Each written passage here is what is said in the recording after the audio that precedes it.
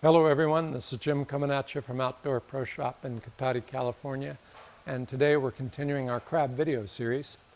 Today's topic will be location basics for Dungeness crab fishing. We know how overwhelming the vast Pacific Ocean can be, and we're here to help you narrow down your search so you can be better prepared for your next excursion. Let's begin. First things first, safety first. Let's not forget that before you leave your harbor, that you don't bite off more than you can chew. It's important to stay within your means. If you're in a small vessel, that means you're limited. Large boats as well. Keep an eye on the weather. Don't push your luck. The ocean is unpredictable, and no crab is worth your life. By far, the most important thing to look for is sand. Dungeness crabs prefer sandy bottom environments. Weather can also have a big effect on whether there's a large population of crabs in the water at any given time. If there's a big swell out there, it's going to wash the layer of sand away and expose the rock underneath, pushing those crabs deeper until they find the clean sandy bottom they prefer.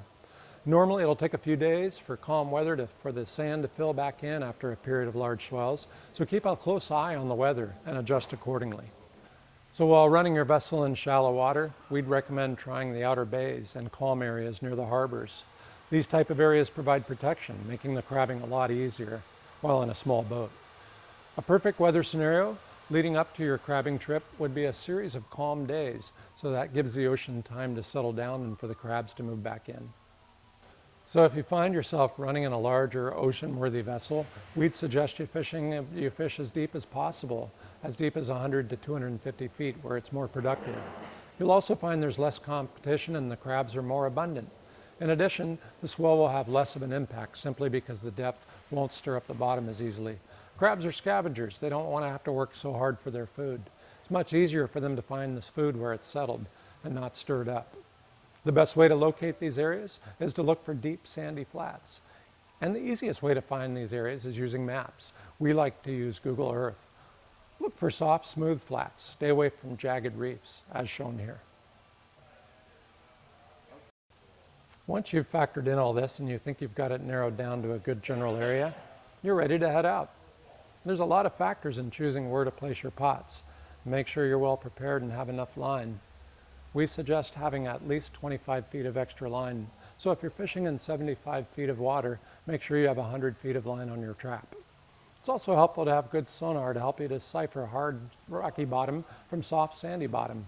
It's also very good and helpful to have a GPS on board as a way to record where you've been, and always remember to mark a waypoint for each pot that you drop into the water. This will make it easy to keep track of and find your traps once you've made it. Once you've made it out to the crabbing grounds, we suggest that you run your traps in an east-west line rather than in a cluster. Not only is this good etiquette, but it'll also make finding your pots much easier once you've returned. Another benefit by running them in an east-west line is that you'll find out which depths are the most productive for the best crabbing. This will allow you to be target specific and then allow you to run a north-south line along a contour. This will help you focus your efforts and it'll help greatly. If you guys like this video and you want to see more, please leave a like and a comment. We have a few other topics to cover this series, so be on the lookout for that. Thanks, and see you later.